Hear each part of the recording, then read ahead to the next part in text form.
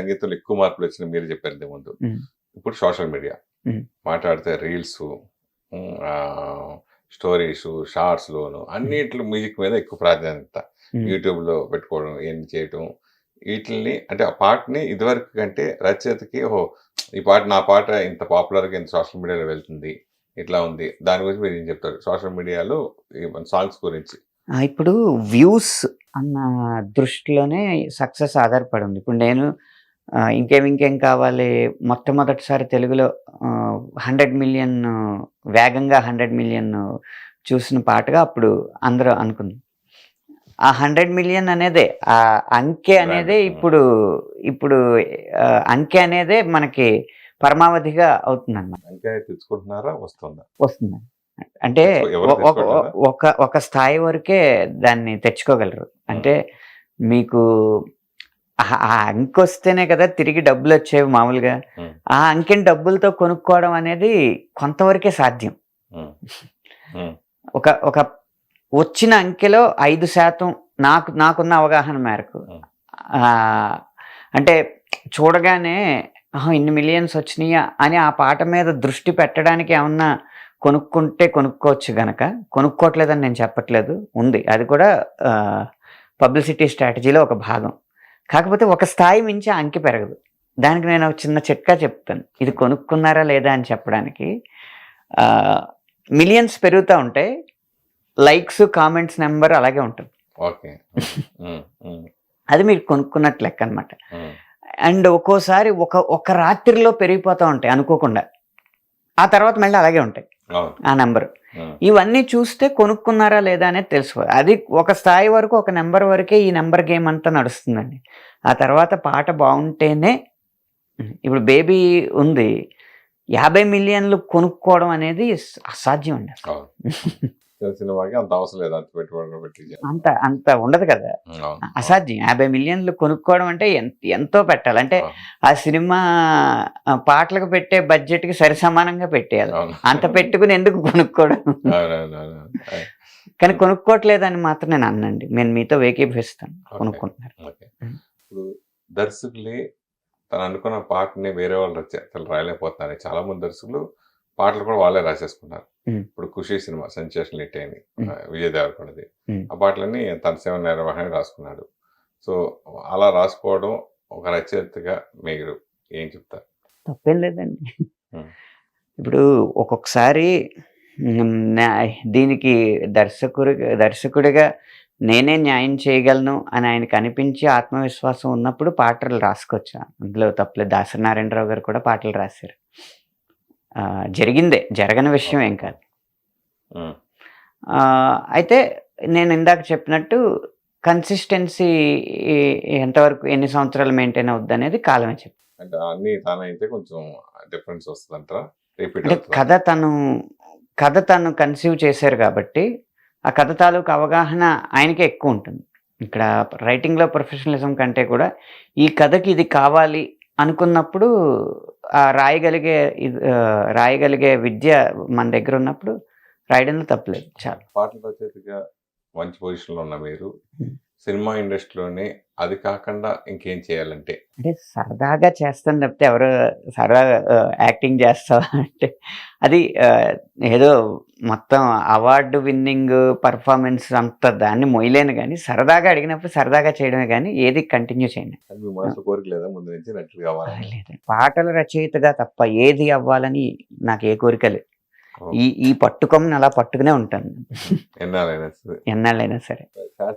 లేని లోటు ఇండస్ట్రీలో కనిపిస్తుందా? ఇప్పుడు దాన్ని ఎవరు భర్తీ చేస్తారు? ఇది ఒక పరంపర అండి. ప్రతి ఒక్కరూ కూడా ఒక తరంలో ఒక గొప్ప వ్యక్తి వెళ్ళిపోయినప్పుడు లోటు అని అనుకుంటానే ఉంటారు.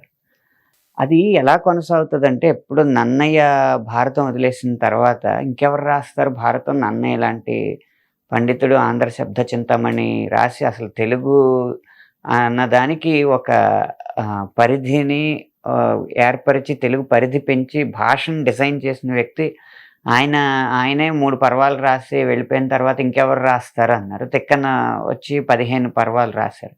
కానీ తిక్కన పద్యం నన్నయ్య పద్యంలాగా ఉండకపోవచ్చు. ఆ శైలి వేరు, తిక్కన గారి శైలి తిక్కన గారి శైలి. అలా ఎంతైనా మూడో పర్వంలో సగంలో ఆపేశారు నన్నయ్య గారు. అందుకని ఆ సగంలో సగం నుంచి రాస్తే మళ్ళీ మరణ భయం ఉంటుందని తిక్కన గారు రాయలేదేమో, మరి ఆ మిగిలిపోయిన ఆ కొంచెం ఎవరు రాస్తారు అంటే ఎర్రని వచ్చి రాశారు. ఆయన ఏమి రాసిన తర్వాత ఏం పరంపదించలేదు.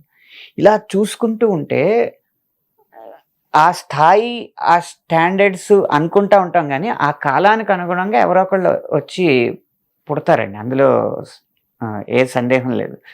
అలా పరంపరగా కొనసాగుతూనే ఉంటుంది.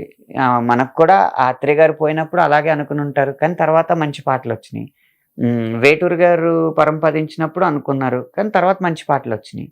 అలాగే సీతారామ శాస్త్రి గారు గొప్ప సాహిత్యాన్ని అందజేశారు. ఆ సాహిత్యాన్ని మనం సెలబ్రేట్ చేసుకుంటూనే మంచి సాహిత్యం రావడానికి ఏం చేయాలనే విషయంతో భవిష్యత్తును దృష్టిలో పెట్టుకుని ఆలోచించాలి. కానీ గతంలో ఉంటే ఏమవుద్దంటే అదే శైలికి అలవాటు పడిపోయి ఏ సాహిత్యం వచ్చినా మనం యాక్సెప్ట్ చేయలేని పరిస్థితికి వెళ్ళిపోతాం.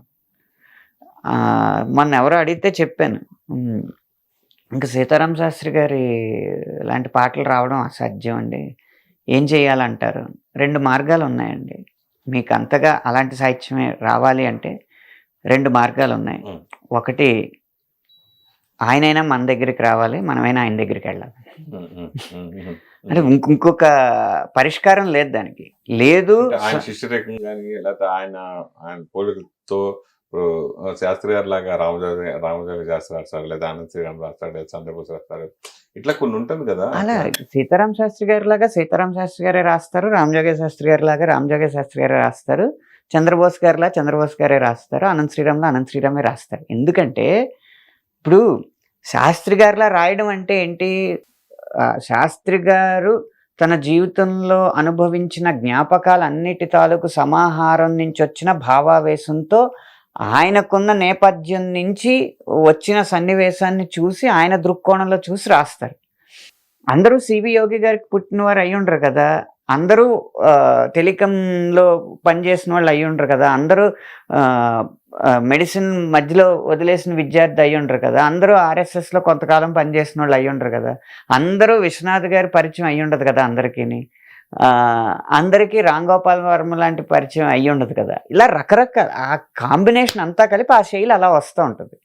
కాబట్టి వీళ్ళ జీవిత నేపథ్యంలో ఏది జరిగిందో దాని ద్వారా వీళ్ళకి ఏ పదజాలం వీళ్ళు పోగు చేసుకున్నారో అదే వస్తుంది. శాస్త్రి గారు లాంటి పాటలు రాయాలండం, శాస్త్రి గారిలా రాయాలండం మాత్రం ఒక రకంగా క్రైమ్ అండి. ఎవరి శైలిలో వాళ్ళే రాస్తారు. రాంగోపాలం పాట రాశారు మీరు? రాంగోపాలం సినిమా పాట రాయలేదండి, ఇంకా అంత అదృష్టం రాలేదు. రాస్తారా? అంటే నాకు ఎవరో చెప్పారు, రామ్ గోపాల్ వర్మ గొప్ప దర్శకుడే గాని గొప్ప నిర్మాత కాదని. నాకు ఆ 2 పాత్రలు బాగా ఉంటేనే రాస్తాను. మీరు గొప్ప దర్శకులకి గొప్ప దర్శకులు గొప్ప నిర్మాతలుగా రాస్తారా? డబ్బు ఇచ్చేవాడు కాబట్టి అంటే 2 ఉండాలి. గొప్ప సన్నివేశం ఇవ్వాలి, గౌరవ వేతనం కూడా గౌరవప్రదంగా పారితోషికం ఇవ్వాలి. హిట్ టీవీ యాప్, ఇందులో short news, live news, entertainment shows, movies, digital magazines తో పాటు మీ జిల్లా వార్తలను కూడా ఫ్రీగా చూడొచ్చు.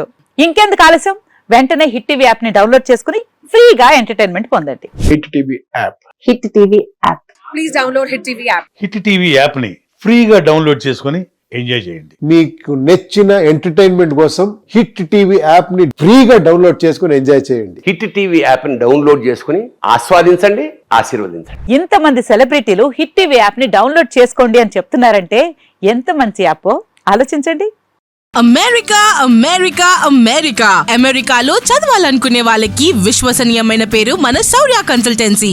UK లో 1 year masters, UK లో 1 year masters, 2 years work permit up to 5 years visa. Contact Saurya Consultancy. Contact 89851 89851.